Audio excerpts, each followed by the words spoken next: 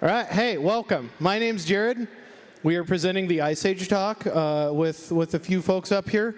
This was something that we've talked about on and off here and there, and I coerced these people into helping. This is in my Google Drive, so I feel semi-responsible for it.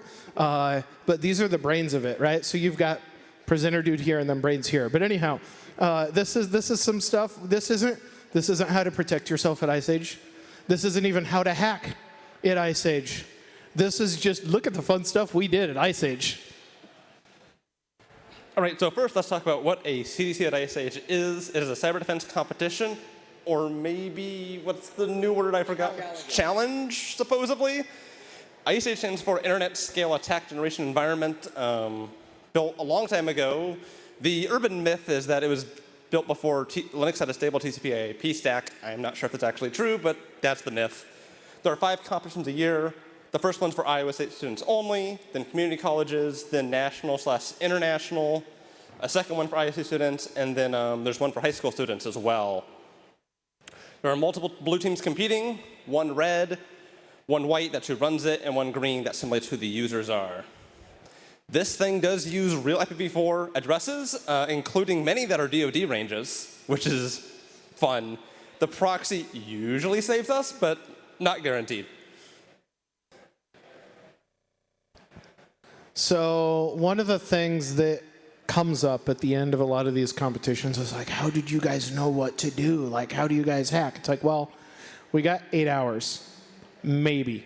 So we kind of want to make sure we know ahead of time what we're looking at, what we're going to be trying to attack, that sort of stuff, right? We're trying to compress basically, I don't know, a year's worth of cyber attacks into an 8-hour span. So we try and ramp up the attack surface to give us the best chance we can without making it too unreasonable.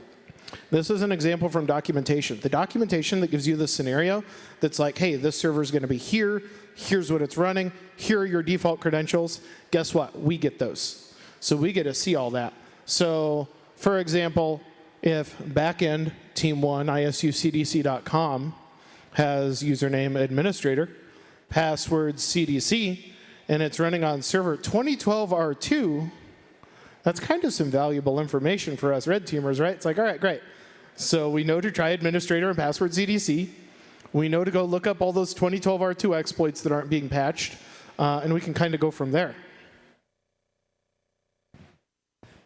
So then we'd go and take that initial access, and I've created an autopwn script that just goes through and tries these creds, the creds given in the credentials, a handful of other creds that we've learned along the way, and I just go and see who didn't change passwords.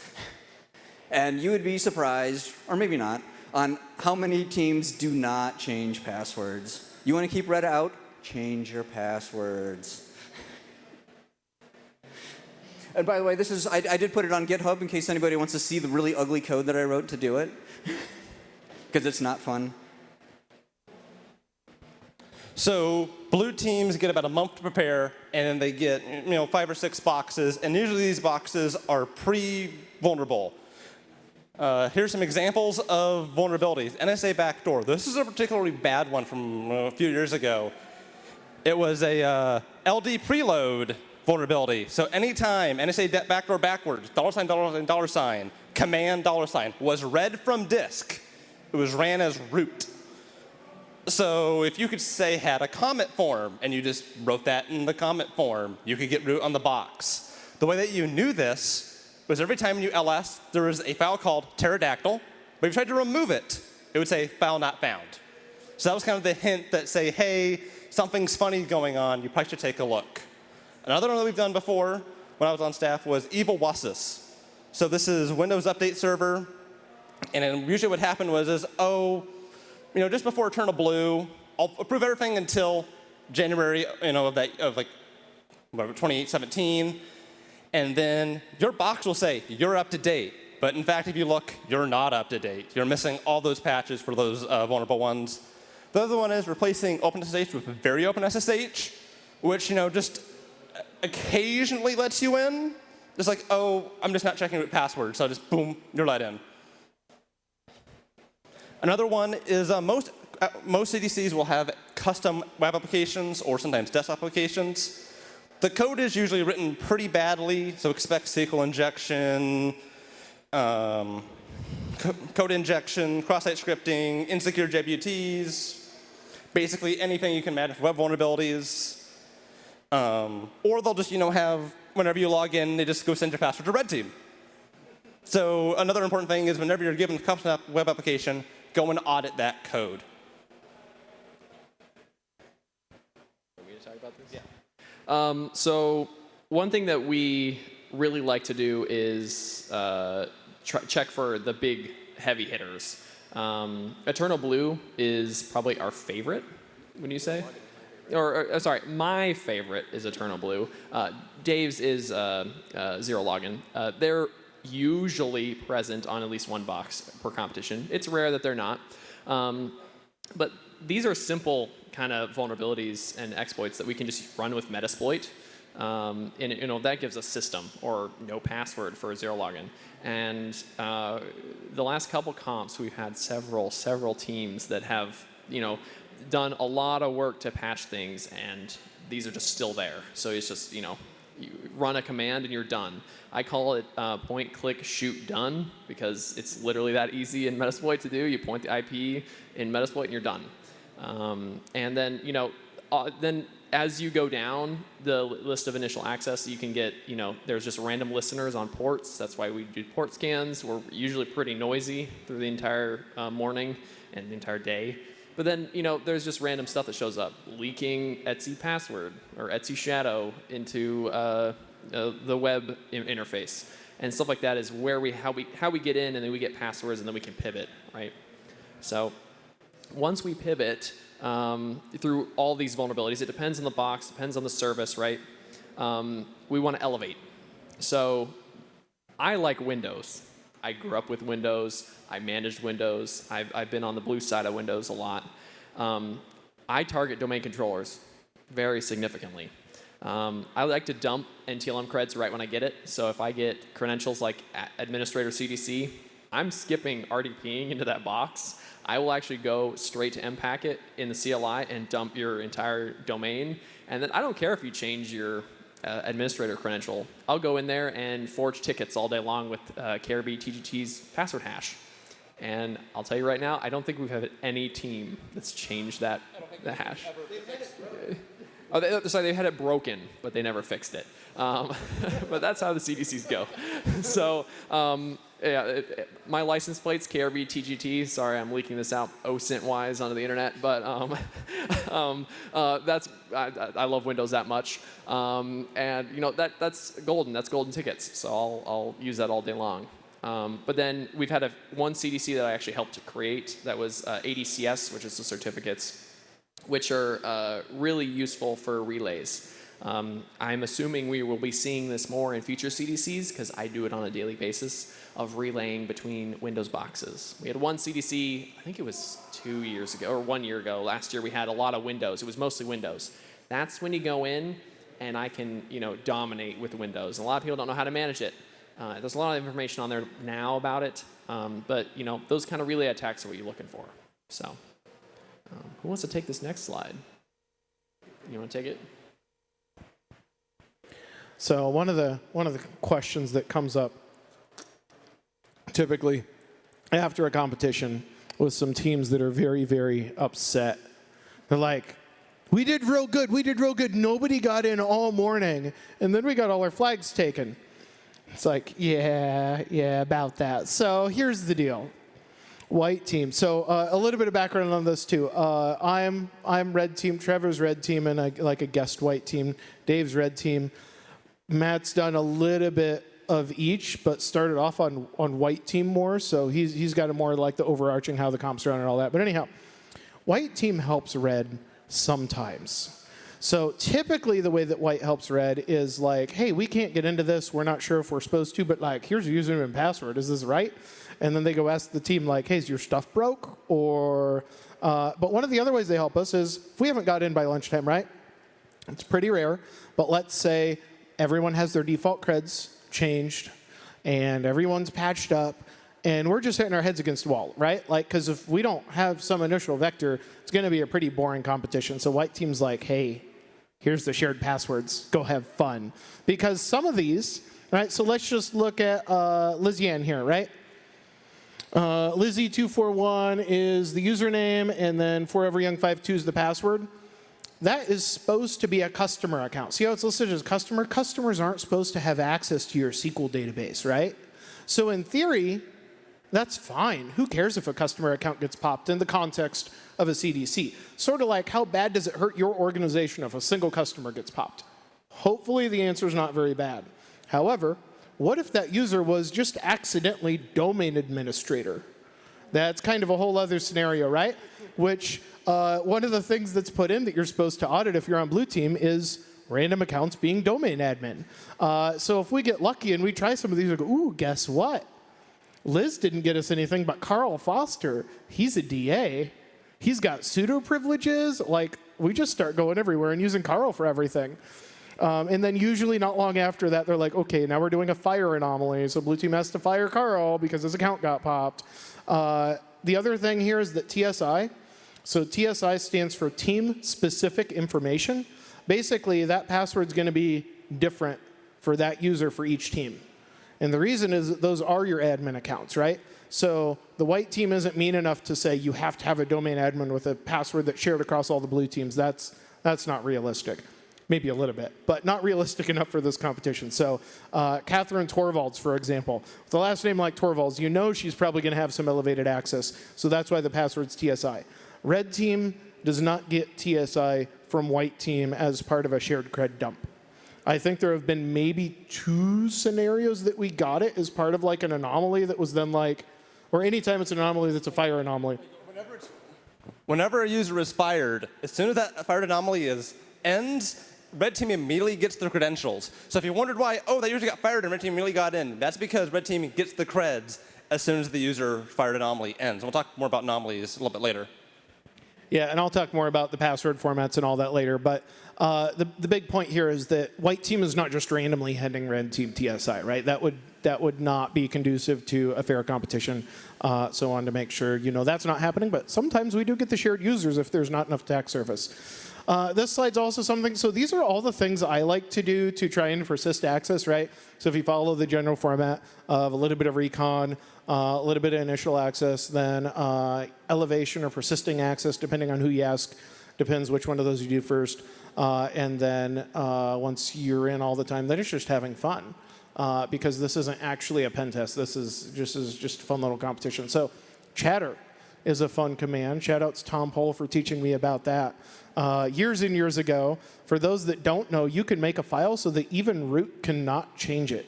And you need to be root in order to run the chatter command in such a way that you can change that file again. We also like to change the root password.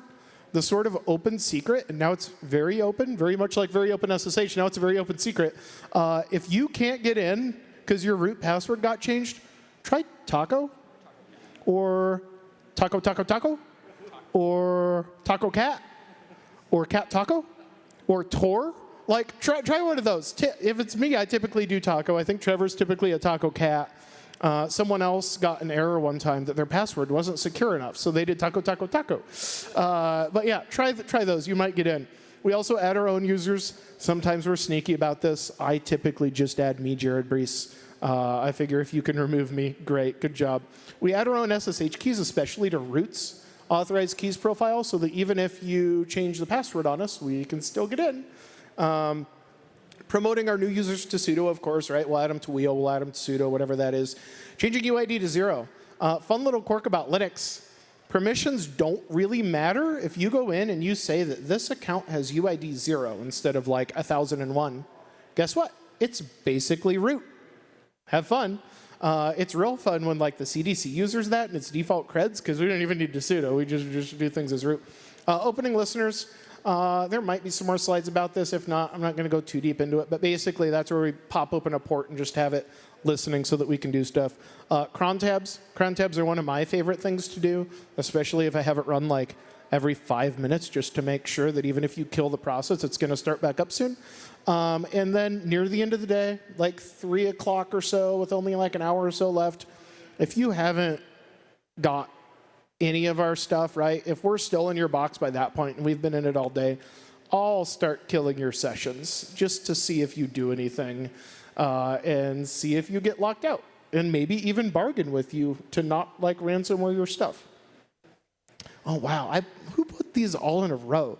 Anyhow, password cracking. This is another fun thing that I do. I have a 4090 at home.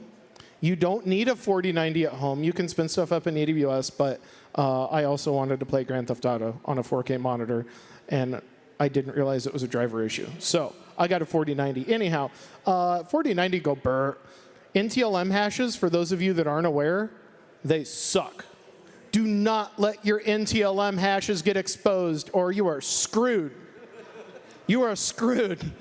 So let's do a little math on this, right? So the TSI format is consonant, vowel, consonant, and then 3 digits and another consonant, vowel, consonant. If you do the math out on that, it's not quite 5 billion possible combinations. But look at my hash rate. I get 251 billion hashes that I can guess per second. So I can run through the entire key space in a fifth of a second. So basically, if I get your hashes and they're TSI, they gone. If you have a really, really long password because it was, domain/administrator, I might take me a little longer for that. But even running through RockU and TSI, you can see it did both of these. That's what these screenshots are here. And it took like 12 seconds. Most of that time was Hashcat going, hold on, I need to get my drivers ready. I got to initialize RAM. I got to do this. I got to do that. Okay, they're cracked. Hold on, let me output the data. So like most of the time was not cracking the passwords in there. It's my turn again. So again, my specialty is Windows. So once we've cracked the NTLM passwords, usually how it goes in the red room while we're pwning things is, I dumped all the NTLM hashes. Jared, can you crack these for us, please? Because my laptop has no dedicated GPU, so usually it's just easier to put them on the wiki and have somebody else crack them. Usually it's Jared. But then on the Windows side, Linux, you can do all this really cool stuff, but on Windows, a lot of people say, well, how are we going to backdoor Windows, right? And the go-to that I usually do is add new users and then just make them a domain admin. Usually I have to go look up the command to do it every time because I usually have to do CLI because they keep, the teams usually, I call it whack-a-moling our RDP sessions. We'll log in and just kill the RDP session. So usually I just do it over the CLI with Impacket or some other tool that allows you to do it remotely so you don't actually get whack-a-moled. But then usually I'll just go in and start randomly making users domain admins. I'm also known to just open the entire C drive to the network over SMB with everyone permissions. That's fun. Things like that. Turn off the firewall. Things that are just going to make it much harder for you to secure your system. But after we get access to a Windows system, if we don't have the files for things, we'll usually steal files, we'll steal credentials, and then we can also use them to pivot. Usually we go in there and disable services, but we might also enable services that you don't want us having access to. And then one big problem we've been having is having 2 people RDP'd because of the Microsoft licensing. Thanks, Microsoft. Is you just have to have one person RDP'd at one time, and that includes the console for vSphere, I think. And it'll pop up and say, administrators trying to log in remotely, and they'll say, deny, and I just keep doing it, and over and over and over and over and over. And that's kind of whack-a-mole, but it keeps you looking at your console, right? And while we're doing other things. So that's one thing that we try to not do, but if it's 3 o'clock, I'll just start turning off and rebooting machines because if I'm in your box, I can, sit there. And I noticed we've been in boxes. I think the last CDC, I think I started a shell at like 9:30 or something, and I checked, and it was on a different tab, in my terminal, and I was still logged in at like 3:45. And I was logged in as root, and the team didn't notice the entire time. So things like that happen as well, but usually Windows is not that. So back to Jared again. Why do you make the slide? These, just so that y'all know, these 3 are welcome to steal the mic from me anytime they want. But yeah, pivoting. So this is a fun thing. Did you know that you can use SSH to do port forwards like through a box? So you're probably familiar with, right? If you've ever remote accessed a machine on Windows, right? Think any method, TeamViewer, Citrix, RDP, whatever it is. You know that like if you say pull up Firefox there, you can now see whatever that computer can see on its network, right? If you've got if you need to access the firewall that computer can see, or the wireless router or whatever, right? If you've got parents that are like, here, go type in this TeamViewer code, I'll fix it for you, and go in and fix their wireless router or whatever, you can do that. Well, so can we during a competition. But SSH has a fun thing built in where you can just straight up forward ports. So if I know that there's a DB server on Team 5, and I know the port that it's running because I have, the scenario document, and they just put a firewall in front of me, but I've got root on 3 of their boxes. Well, great. Then I've got access to their DB server because all I need to do is issue one of these commands and, root in or SSH in, and the little L, the capital L, means local port. So the very, very next thing there should be the local port number that I want. So I typically use 1234. And then usually the second time it doesn't work. So I've already got something there. So then I need to go 1235 and then 1236, depending on, it just has to be an open port on my machine.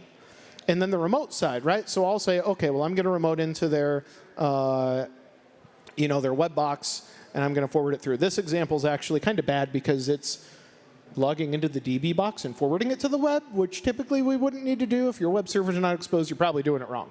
But regardless, you can forward ports through. The R is the other way around. R is saying, I want to open the port on that remote box. So say I had access to your web server and I was remoting into your DB, right? I could say, okay, well, I want to open 4444 on the DB box because I think I have an exploit that Metasploit needs, but I need that port to be open, and I'm going to hit it another way.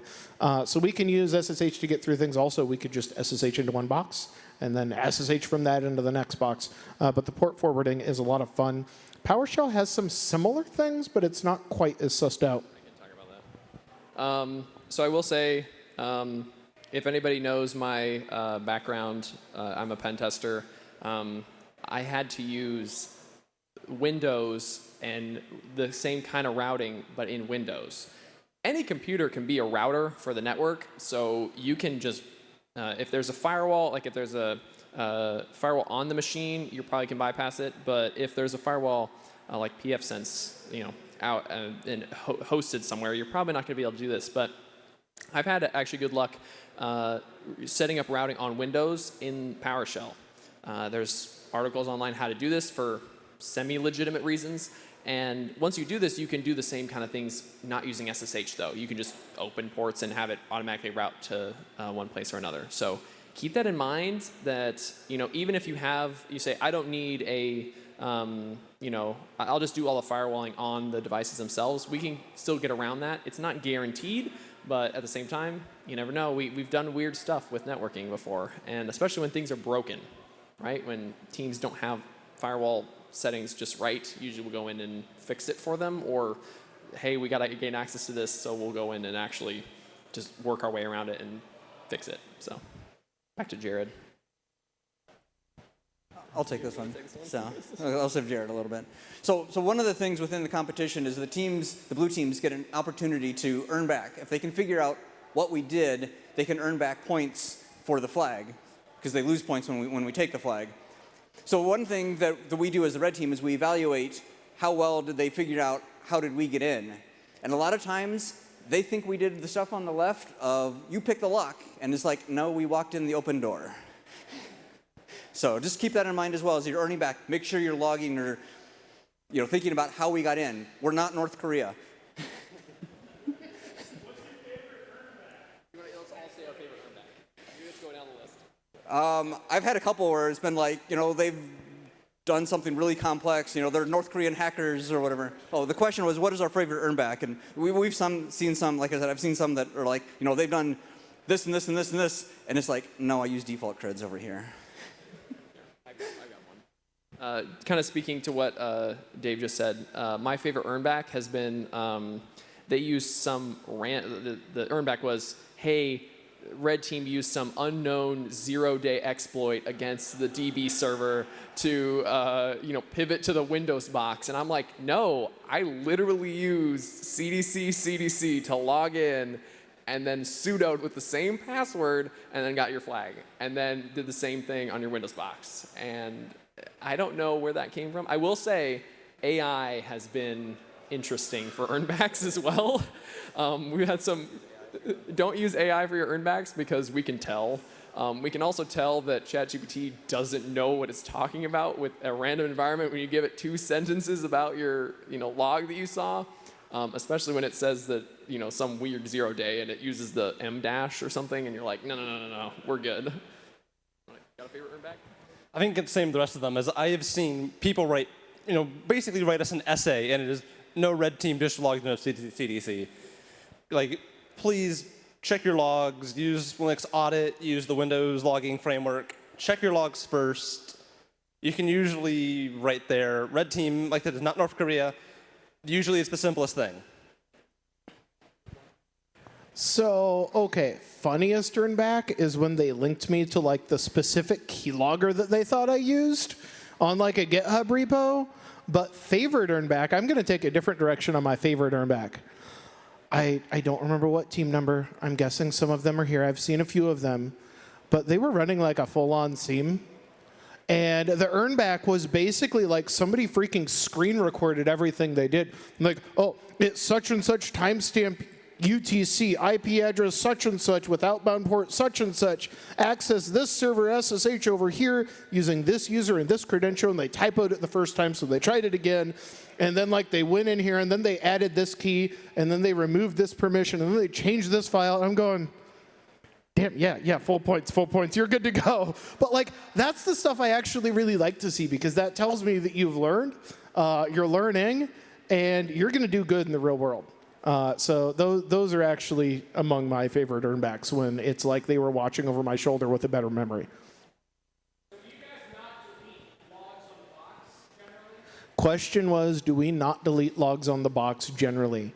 No. If we know we're dealing with the team that has that level of logging, we might try that to screw with them, which then they just add to their earnback that we deleted the logs. But no, generally no.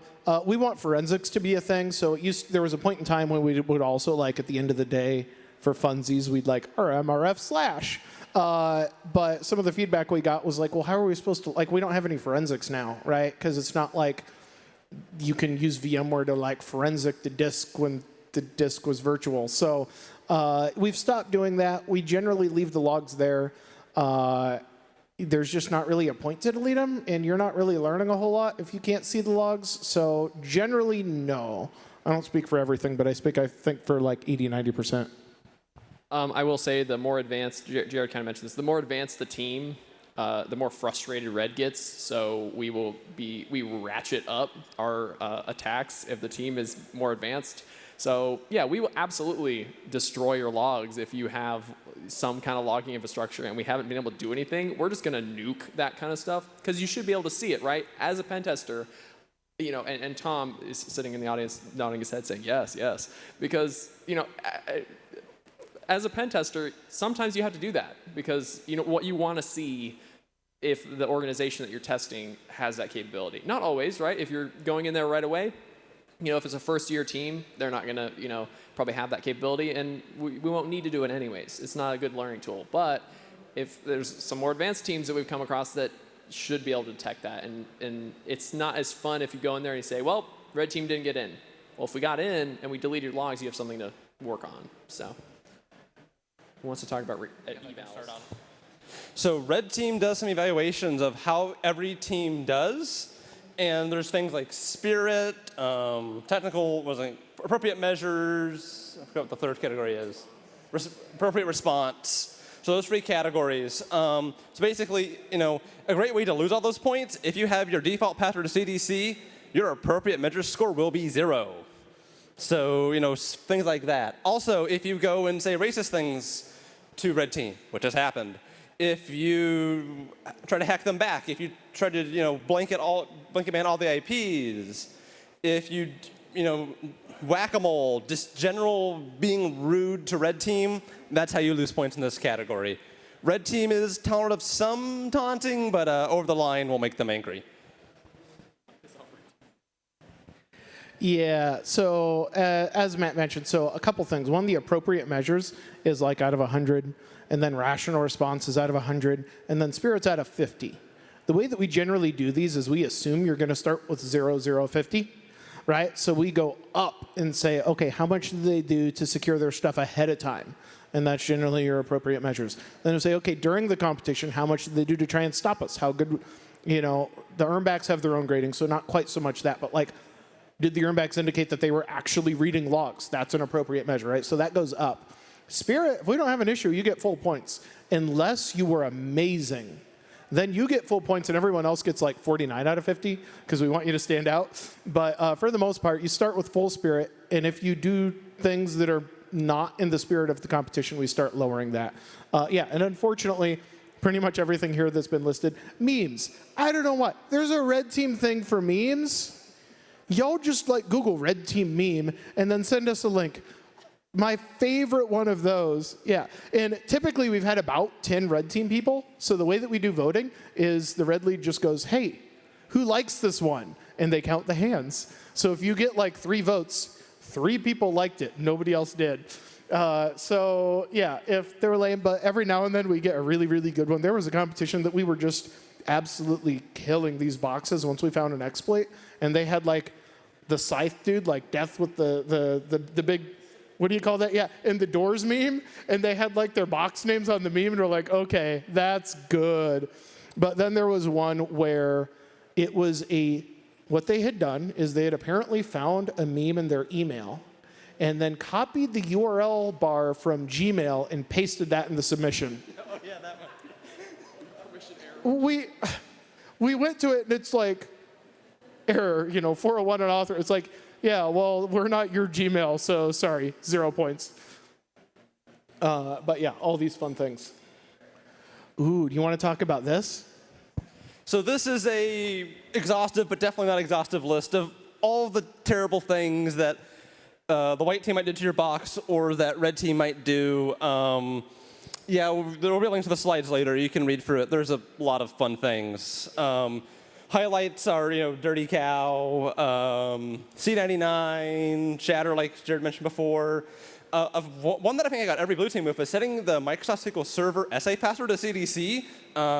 That got everybody with that one. So Postgres passwords, MySQL passwords. Fun fact about databases, if you have access as the database administrator, you can probably run commands as the database. Sometimes, but like definitely on Windows, and sometimes with Postgres as well. So something to check is, are all the passwords of all of your services, including your databases, actually set correctly? Now, we spent all this time talking about actually just 20% of your score. Actually, with red team evals, it's more like 30. But documentation, anomalies, and reports. It might be boring, but it's important. Eventually, as you get into your career, you'll learn that as well. Especially for your white team docs, which is kind of explaining how your network is set up, and your green team docs, which explains how your users should be able to use all of your services. Don't write them an hour before the deadline. Yes, white team can tell, because usually what happens is they leave off free services, and that's how you lose a bunch of points. Make sure they're detailed, complete, proofread, and professional. It's pretty easy to lose points. We've seen a lot of spelling mistakes. Just run it through a spell checker real quick. Quick checklist, it'll be there. Make sure you have a cover page, table of contents. Make sure the table of contents actually works, so it has links in it. And if you have page numbers, make sure the page numbers are correct. I've seen plenty of times I'm grading where the table of contents is generally useless. Make sure all the services are covered, as covered in the scenario. That's the document you get when you sign up. Screenshots of captions. Read the rubric. I'll have a slide here in a second where that is. And don't be late. For white team and green team docs, the first penalty applies as soon as the competition starts. So make sure you submit those on time. And then for other intrusion reports during the competition, once the window closes, there's a good possibility white team will just give them a 0. So timing this is extremely important. If you want to know what to put in them, as you're submitting them, there's a really nice document that tells you exactly what to put in there. And then there's a rubric there on the bottom. as we're grading those as white team, we will grade you out of those points, and you'll see the scores for those. Again, white team documentation. Think of this as, this is the documentation I'm going to hand off to somebody of how I'm going to manage the network. Don't put any passwords in this, but this should have network diagrams, all the services you had. Also, when you find vulnerabilities during the setup phase, put them in here. It's really cool because when I made a box and see, oh yeah, they found that. So make sure you put those in there. One thing to note on this too, similar to before when I mentioned here's what red sees, here's what they don't. We don't get any of this, right? So feel free, don't hold back. Don't be like, ooh, do I need to hold back on this because red team's going to see it? No, red team does not see this. This goes directly to white team. Still a bad idea to include passwords, as Matt mentioned, but like everything else, don't worry about security through obscurity type stuff. Include all the things. The better it is, the better your score is going to be. This is also useful when red has an issue, and we go to white and be like, we're trying to get into this. Here's what we've observed. Is this legit? It's going to be a lot easier for white team to figure out if it was legit or not, if your documentation is good, rather than having to try and guess or go and ask you. Yes, yep, all perfect points. Another thing that red team can't see is in your intrusion reports. Usually 3 to 4, do every 2 hours, describe what red team has been doing. Make sure you mention flags you lost. I will give another inside tip. When white team grades this, we have a timeline of all the flags you lost. So if you lost a flag an hour and a half before the report's due and it's not mentioned, that's a problem. Yes. Question, if you have not lost any flags, what should you put in there? You should put in any attempts that red team has done. Have they tried, logging in with bad passwords? Have they RDP'd with the shared passwords like Jared mentioned? Anything like that you should put in here. And also it says in the documents, if you literally say no intrusion detected period and send it to me, that is 0 points. It says it in the rubric, and I literally have teams send me that. They get a 0 instantly. So again, please read the rubric. Anomalies. Do you want to take this one? I'll take this one. So anomalies are something that, think of it as a mini CTF within the competition. Usually there's things that teams can do to gain points that are fairly easy, but then there's some that are almost impossible. I've built some anomalies. Red team can see some anomalies in what's submitted, but we don't really have any advantage to giving weird anomalies out. I think we've had some anomalies where it's like give red your iScore password and you'll get 100 points or something like that. Usually right before the end. Yeah, right before the end. But. Yeah, there's anomalies. I think the description of the rules is like these are everyday tasks you will see during your IT career. Some of them you should deny, like 30 minutes before the attack phase ends, give red team your passwords. Well, maybe you can, maybe you shouldn't. It's the risk you want to take, but typically you want to deny those. Yeah. Other ones are like pure CTF challenges. I've made some where it's like, I think it was a nested zip file with passwords in it where you had to crack the passwords. So I think I made it too hard one time, and then I made it too easy the other time. But then there's just weird challenges. So if you've done a CTF or capture the flag, it's there's actually one going on right now, I think, for in the SecDSM Discord.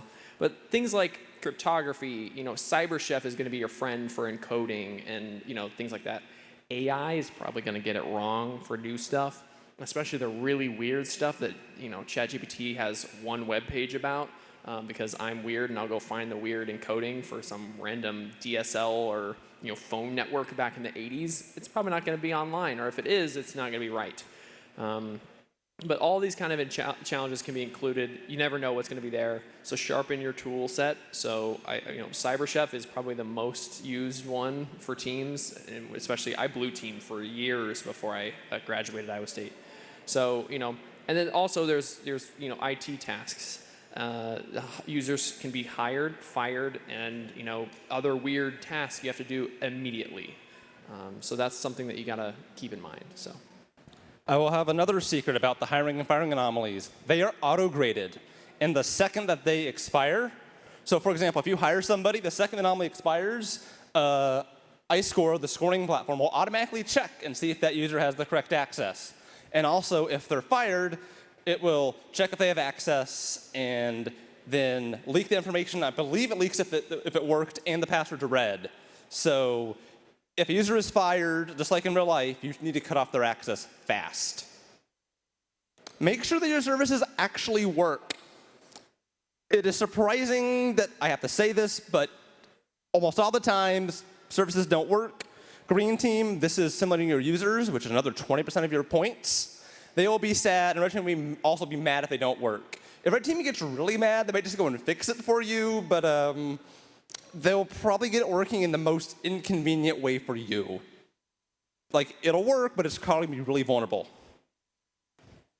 And then finally, read the rules and scenarios. Read carefully, and then ask questions to the staff. They are there to help you.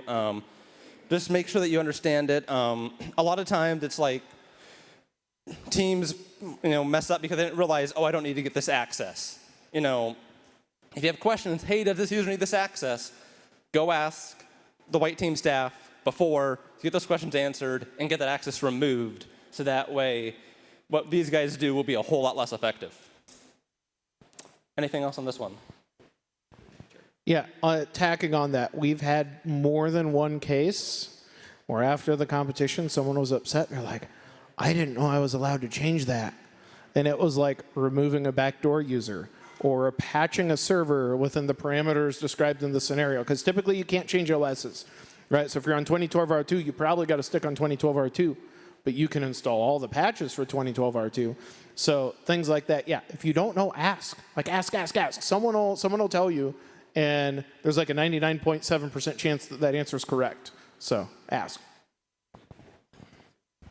So one thing about the rules that we've had kind of recently I've noticed is a lot of teams will do something and red will get very frustrated with something. So it's not necessarily, some teams do stuff and it gets red frustrated and it's completely within the rules to do. And there's other times where teams will do stuff, and I've been seeing this more and more, that won't be allowed. And that's frustrating for everybody because you have to turn it off or you have to fix it. I think one thing that's big, when I blue teamed, you were not allowed to go from, as Jared said, like, let's say Ubuntu, and you had Ubuntu 16. You couldn't go from 16 to 18. You had to stick with the version. You could upgrade usually minor versions, but not major versions. And we've seen some of that changes, and it's like, well, I didn't read the rules and I still did it. And it's like, well, you have to roll back now, and that's a point, thing. And it's simply not reading the rules or not understanding the rules. We've had some weird stuff like that for services and stuff like, different OSs too. But at the same time, if it's not in the rules, ask. I think I'm gonna echo that too, because as a blue team member, I would go in and say, can I do this? And usually it's a quick email, right, to white team, and you can do that. And don't do it last minute because you're probably not going to get an answer right away. But I think most competitions have a month or at least a few weeks. That's plenty of time. So keep that in mind. All right, that's it. What other questions do you guys have? I just want to comment some stuff in here first, though. One thing to remember, and they're kind of going back to the reading the rules and the scenario and stuff, is these boxes are intentionally vulnerable because you are there to learn. If they're all secured, it's a very boring day for everybody. It's to teach both, us, we're learning some stuff on how to get into the boxes, but you're learning how to defend the boxes. So there'll be vulnerabilities that you don't find that we get in. Don't get mad. That's how the scenario is supposed to work. It's to figure out you learn how to react to somebody getting in. Because, like I said, part of it isn't just, okay, how can you keep them out? It's, okay, they're in, now what?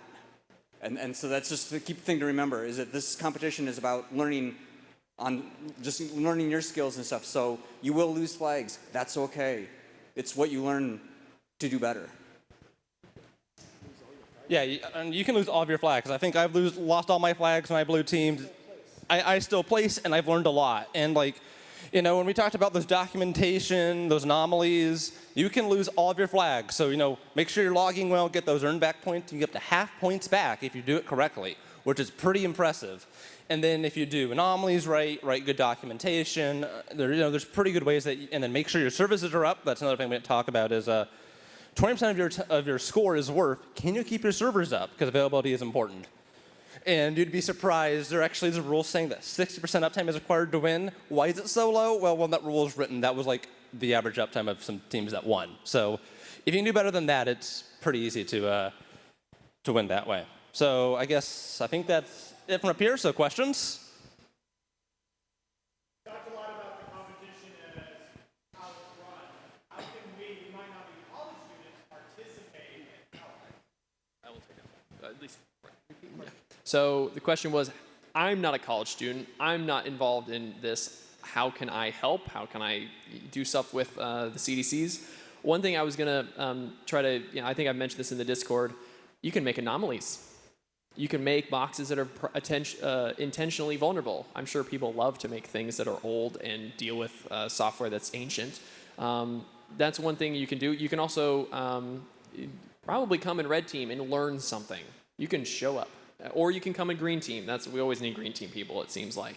But things like that, if you like just coming and hanging out with cool people, come to the, volunteer for green or red. Or if you say, well, I'm busy that day, I'll make 2 or 3 anomalies. Don't make them super difficult. They're not DEF CON CTF level hard, right? But quick encoding ones, don't make them super easy, but, and if everybody solves them, okay, that was too easy, we'll do more next year, so. Yeah, and if you do need more information, you can contact any of us on Discord, and we can definitely get you pointed in the right direction. Other questions?